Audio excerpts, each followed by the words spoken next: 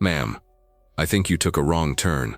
The VIP spouses lounge is back down the hall. The voice was young, laced with the kind of breezy, unearned confidence that only a freshly minted commission could bestow. It belonged to a Navy lieutenant, his name tag reading Miller, whose crisp white uniform seemed to still hold the folds from the package. He stood with his arms loosely crossed, a gatekeeper to the pulsing heart of the Joint Interagency Operations Center. Allison Grant didn't turn. Her focus remained on the vast floor-to-ceiling map of the world that dominated the far wall. It was a living entity, a constellation of data points, satellite tracks and encrypted communication links that blinked and shifted in a silent, ceaseless ballet.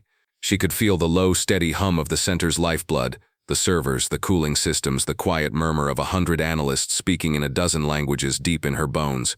It was a familiar symphony. Her royal blue top was a stark splash of civilian color in a sea of desert camouflage, naval whites and Air Force blues. Her long blonde hair was tied back in a simple, functional knot at the nape of her neck. To Lieutenant Miller, she was an anomaly, a disruption in the carefully controlled pattern of his watch. "Ma'am," he repeated, stepping closer. The scent of fresh starch and youthful ambition wafted from him. "This is a restricted area. I need to see you back to the administrative wing." Allison finally turned, her movements unhurried, economical. She met his gaze with eyes the color of a winter sky, calm and startlingly direct. She held up her common access card, the green-backed credential of a non-active duty affiliate, pinched between her thumb and forefinger. "I have access, Lieutenant." Her voice was even, with a low timbre that carried easily over the ambient noise of the command floor. It held no anger, no defensiveness. It was a simple statement of fact. Miller's eyes flicked to the card, then back to her face. A small, patronizing smile touched his lips. "Right, a contractor pass. I still need to verify your access for this specific tier of the SCIF. It's for your own safety, you understand." He didn't reach for the card. Instead, he gestured to a security podium near the entrance. "If you'll just follow me, we can get this sorted out. We get a lot of new support staff who get turned around on their first day." He had already decided who and what she was. The blue top, the hair, the fact that she was a woman standing alone in a place of immense power, it all added up to a single erroneous conclusion in his mind. He saw a secretary, a policy advisor's assistant, maybe a linguist who had wandered off from her designated cubicle. He did not see the reason the entire operations floor existed in the first place. "That won't be necessary," Allison said, her voice retaining its placid control. "I'm here for the Chimera brief, the name of the project, a word spoken only within the shielded confines of rooms like this one, should have been a key. It should have stopped him cold. Instead, it seemed to embolden him. He saw it not as a password but as a piece of information she had simply overheard. "Everyone's here for the Chimera brief, ma'am," he said with a condescending chuckle. "But access to the primary observation deck is limited to flag level and senior command staff. I'm sure your employer has a conference room set up for you somewhere." He was now actively blocking her path, his stance shifting from casual to proprietary. A few nearby analysts, their headsets momentarily lifted from one ear, began to watch the interaction with cautious interest. These quiet dramas were a rare diversion from the torrent of global data. "Lieutenant," Allison said, and for the first time a sliver of ice edged her tone. "Take my card, scan it, read the name, read the billet description, then step aside." The directness of the command, so at odds with her civilian attire, seemed to finally register. A flicker of uncertainty crossed his face, but it was quickly replaced by a flush of irritation. He felt his authority being challenged, and in this arena authority was everything. He snatched the card from her fingers with more force than was necessary. He stomped over to the security podium, his polished shoes squeaking on the immaculate floor. An Air Force senior airman, her face a mask of professional neutrality, watched as he aggressively slid the card into the reader. He squinted at the screen, his brow furrowed. He had expected to see a corporate logo, a contractor designation, a low-level clearance. What he saw made no sense to him. Grant Allison J. Madge USMCR CL TS/SCI/SAP Billet Senior Consultant Project Chimera Diver JCS Major United States Marine Corps Reserve Top Secret/Sensitive Compartmented Information Special Access Program. He read it 3 times. A major, this woman? He looked back at her, standing perfectly still amidst the controlled chaos of the JIOC, her hands now resting casually in the pockets of her slacks. She looked like she could be a high school guidance counselor.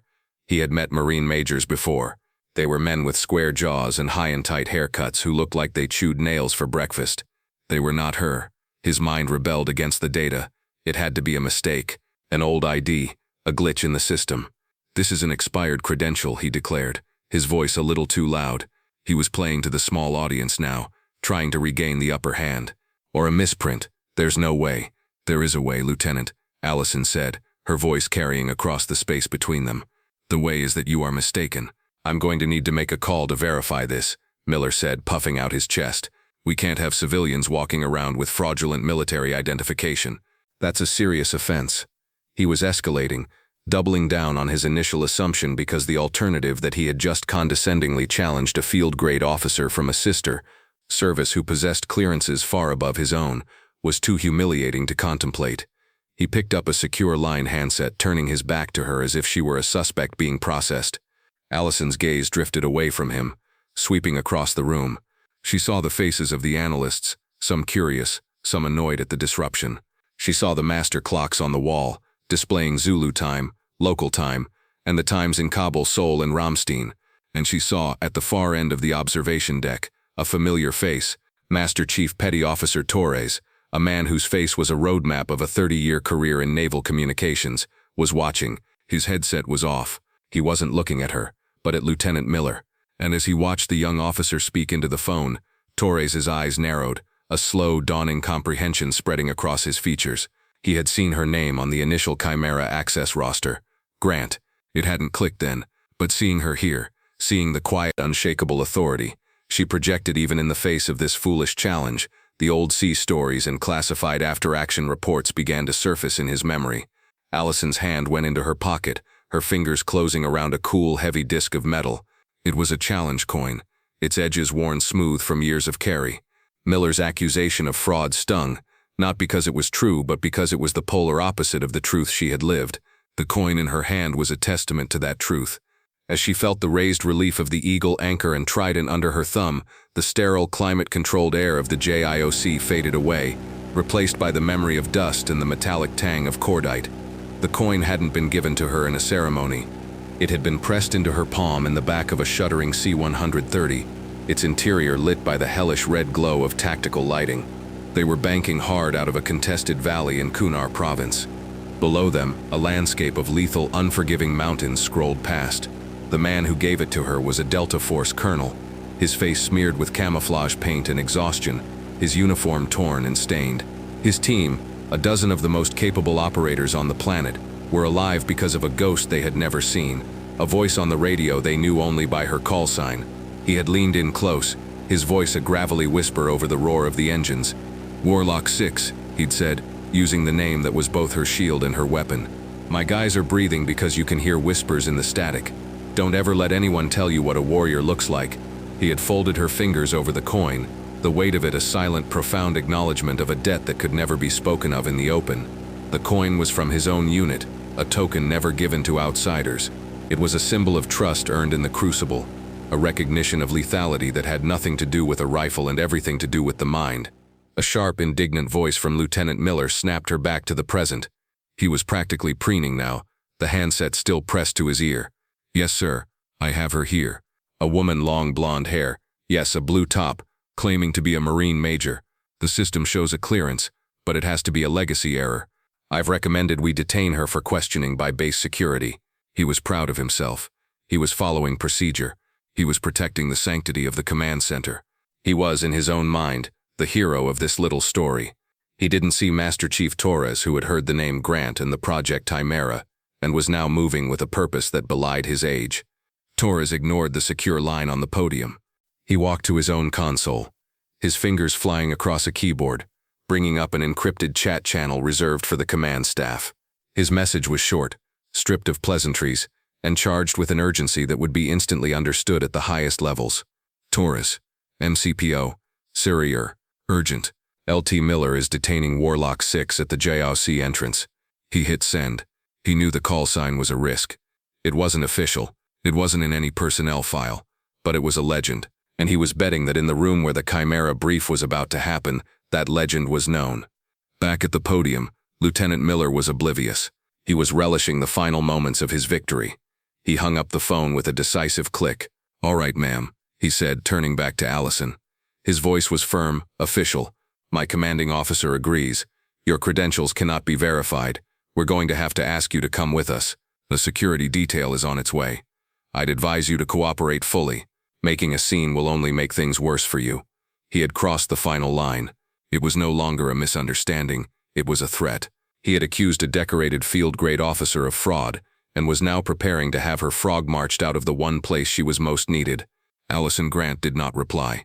She simply watched the main doors to the observation deck, her expression unreadable. She had faced down far more dangerous men than this puffed-up lieutenant. She had learned in the harshest classrooms in the world that patience was a weapon, and that sometimes you just had to let a man dig his own grave. Miller mistook her silence for fear, for submission. He was about to learn, in the most public and unforgettable way possible, how wrong he was. The urgent message from Master Chief Torres flashed onto a private monitor inside the flag-level conference room adjacent to the JIOC. The room was soundproof, its occupants shielded from the drama unfolding just yards away. An Air Force Lieutenant General, a woman with sharp, intelligent eyes and 2 stars on her collar, was mid-sentence, outlining a strategic objective. A Navy Vice Admiral, the overall commander of the Joint Task Force, sat at the head of the table, flanked by a Coast Guard Vice Admiral. The Navy Admiral's aide, a young commander, saw the message pop up on his tablet. His eyes widened. He stood up, breaking protocol, and walked swiftly to the Admiral, leaning down to whisper in his ear, "Sir, Warlock 6 is on the floor, and she's being detained by the watch officer." The effect on the room was instantaneous and electric. The Air Force General stopped talking. The Coast Guard Admiral sat bolt upright. The Navy Vice Admiral's face, moments before a mask of calm authority, hardened into something resembling a thundercloud. He didn't need to ask for clarification. He knew exactly who Warlock 6 was. He had read the classified reports that were still the stuff of legend at the National Security Agency and SOCOM. He knew that Project Chimera, the multi-billion-dollar intelligence fusion program they were about to be briefed on, was her brainchild. It wasn't just a program she was consulting on, she was its chief architect. On screen, the Admiral commanded, his voice a low growl. The aide tapped his tablet, and the main screen in the conference room, which had been displaying satellite imagery, switched to a live security feed of the JIOC entrance. They saw it all: Lieutenant Miller, standing with his chest puffed out, the nervous senior airman at the security podium, and Allison Grant standing alone in her blue top, calm, patient, and surrounded by an invisible, unbreachable wall of dignity. The Admiral's gaze was fixed on her. He had never met her in person, but he had seen her file. He swiped on his own tablet, pulling it up. The screen glowed with a list of accomplishments that made most career officers look like amateurs. Bronze Star with V for Valor, Defense Meritorious Service Medal, Joint Service Commendation Medal, Combat Action Ribbon, citations filled with clipped, astonishing phrases, under direct fire, fused disparate intelligence streams to provide life-saving targeting data. Her analysis directly led to the neutralization of 3 high-value targets, credited with saving the lives of 14 members of Task Force 121. "He's detaining a national asset," the Air Force General said, her voice tight with disbelief and fury, "over a goddamn ID check." The Navy Admiral stood up, his chair scraping back harshly. "He's not detaining anyone," he said, his voice dangerously quiet. "He's ending his career." He looked at the other 2 flag officers. "Let's go for a walk." Back on the JIOC floor, Lieutenant Miller's patience was wearing thin. The security team he had called for hadn't arrived yet, and the woman's unnerving calm was starting to get under his skin. He decided to press his advantage, to cement his authority before the armed guards arrived. "Ma'am, I'm giving you a final chance," he said, taking a step toward her. "You can admit this was all a misunderstanding, a foolish prank maybe. If you come clean now, we can potentially resolve this without involving federal agents. But if you persist in this fraudulent charade," he let the threat hang in the air, imagining its effect. He was sure she would break, that she would finally confess. He was completely unprepared for what happened next. With a soft monadic hiss, the main doors to the observation deck slid open. The subtle, ever-present hum of the JIOC seemed to vanish, sucked into a sudden, absolute vacuum of silence. Every operator, every analyst, every person on that floor, no matter how engrossed in their work, felt the shift in the atmosphere. It was the primal, instinctual recognition of apex predators entering the environment. 3 of them. Vice Admiral Stanton, the task force commander, a man whose presence could still a room with a single glance. Lieutenant General Wallace, the Air Force's top intelligence officer, a woman known for her piercing intellect and zero tolerance for incompetence. and Vice Admiral Hayes of the Coast Guard, a quiet, formidable man in charge of all maritime homeland security. 3 flag officers, a constellation of 9 stars, moving together with a singular, unstoppable purpose. They strode onto the floor, their aides scrambling to keep pace. The entire room snapped to attention, 100 bodies moving as one, a rustle of uniforms and scraping of chairs that sounded like a single sharp thunderclap, all except 2. Lieutenant Miller, who was frozen in place, his mouth half open, his final foolish threat dying on his lips, and Allison Grant, who simply watched them approach. Stanton didn't look at Miller. He didn't look at anyone else. His eyes were locked on Allison. He, Wallace, and Hayes marched directly to her, their path cleaving through the stunned and silent crowd of personnel. They stopped precisely 3 feet in front of her, and then, in perfect synchronized unison, the 3 admirals snapped to the sharpest, most respectful salute Lieutenant Miller had ever seen in his life. Their hands cut through the air, crisp and exact. It wasn't the perfunctory salute given to a junior officer. It was the salute of deference, the salute one gives to a peer, or in this case to someone whose specific, crucial value transcended the normal hierarchy. Major Grant, Vice Admiral Stanton said, his voice booming in the cathedral-like silence. My apologies for the delay. We were just convening. We're ready for your brief whenever you are. A collective gasp seemed to ripple through the room. People who had been watching with mild curiosity were now staring, their minds struggling to process the scene. 3 flag officers saluting a woman in a blue top. Lieutenant Miller's face, which had been flushed with righteous authority, was now the color of ash. His entire world had just been turned upside down, shaken and shattered on the floor. Stanton held his salute for a moment longer before dropping it. He then turned his head just slightly, his gaze falling upon Miller for the first time. It was not a look of anger. It was a look of profound Arctic disappointment, infinitely worse. Commander, Stanton said to his aide, though his eyes were still drilling into Miller. Please remind the JIOC staff who our guest is today. He turned back to Allison. Major, if you'll excuse us for one moment. A point of clarification seems to be in order. The aide, a man who knew his boss well, stepped forward and cleared his throat. He didn't need to raise his voice. Every person on that floor was hanging on his every word. Attention on deck, the commander announced, his voice ringing with formality. This is Major Allison Grant, United States Marine Corps Reserve. Major Grant is the chief architect and lead strategist for Project Chimera. She served 2 tours in Afghanistan as the lead signals intelligence officer for Joint Special Operations Task Force Aurelius. Her call sign was Warlock 6. The name landed like a bomb. Warlock 6. It was a name whispered in secure comms channels and classified debriefs. It was the ghost in the machine who had dismantled entire enemy networks from a keyboard thousands of miles away. The one who could hear a pin drop in a hurricane of signal noise. The operators on the floor, the ones who dealt in the shadows and the whispers, knew that name. They just never knew it belonged to the calm, blonde woman standing before them. During Operation Spartan Fury, the commander continued, his voice like a hammer striking an anvil, Major Grant's real-time intelligence fusion prevented a multi-pronged ambush on a SEAL team, saving 14 lives. Her work led to the successful capture of 3 top-tier enemy commanders, effectively collapsing the insurgency's leadership in the northern province. For this, she was awarded the Bronze Star with Valor. She is here today at the direct request of the chairman of the Joint Chiefs of Staff. The aide finished. The silence that followed was heavy, thick with the weight of revelation. Lieutenant Miller looked as if he might faint.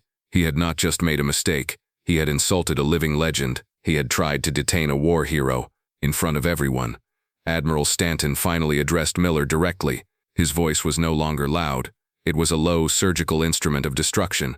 Lieutenant Miller, he began, you are the watch officer on this floor. Your primary duty is to facilitate the secure and efficient operation of this command. It is not your duty to play gatekeeper based on your own uniformed, spectacularly wrong assumptions. You did not read the credentials. You did not listen to the name of the project. You saw a woman in civilian clothes, and you invented a narrative that fit your prejudices. You have failed in your duties. You have embarrassed this command, and you have insulted a decorated officer from a sister service. Report to my office with your commanding officer at 1400 hours.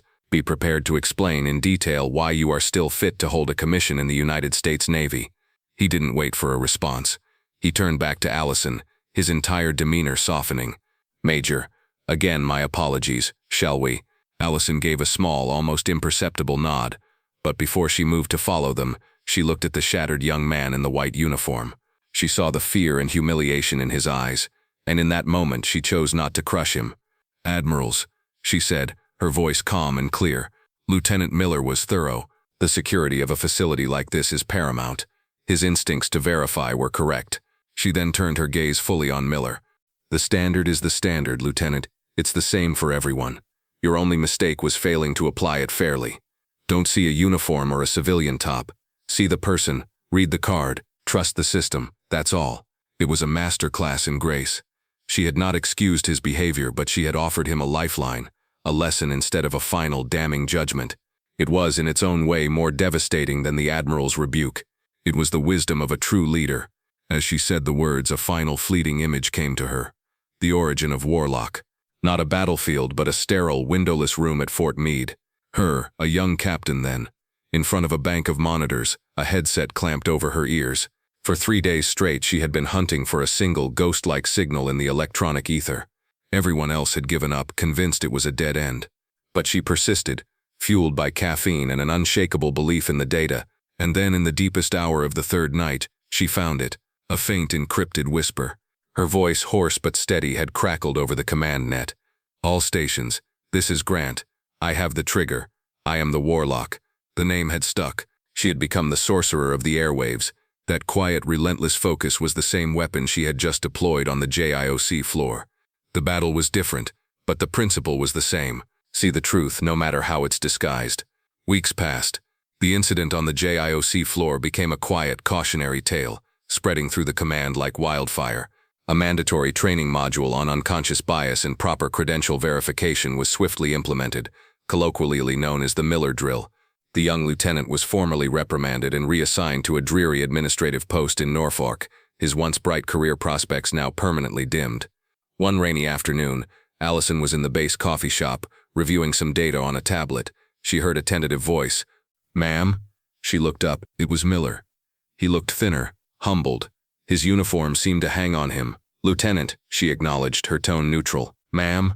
"Major Grant," he stammered, standing rigidly at attention. I needed to apologize. Properly. What I did was inexcusable. I was arrogant, and I was wrong. Completely. I have thought about it every single day since. What you said about applying the standard fairly. I won't forget it." Allison studied him for a moment. She saw the genuine remorse in his eyes. She closed her tablet. "Sit down, Lieutenant," she said, gesturing to the empty chair opposite her. He hesitated, then sat stiffly on the edge of the seat. "You made a serious mistake, Miller," she said, her voice soft but firm, one that could have had major consequences. "But you've recognized it. That's the first and most important step. Your career isn't over, but it's different now. You've learned a lesson that some officers never learn. Humility." She leaned forward slightly. "Look at the credentials, not the cover. The person in front of you has a story. Your job is to read the official part first. Let that guide you. You do that and you might just become a good officer one day." He stared at her, speechless. He had expected to be dismissed, to be tolerated at best. He had not expected a seat of mentorship. "Thank you, ma'am," he finally managed to say, his voice thick with emotion. "I will." She gave him a simple nod, then reopened her tablet, the moment of instruction over. The lesson was delivered. A small piece of a broken career had been set back in place. The story of Major Grant is a testament to the quiet professionals who serve in the shadows, whose valor is measured not in loud explosions but in silent, brilliant victories. Their battlefield is the unseen world of data and signals, their courage the strength to be unassuming in a world that often judges by appearance. To hear more stories of courage and character, like this, and subscribe to She Chose Valor. Your support helps us honor these incredible women and share the tales of their unassuming heroism.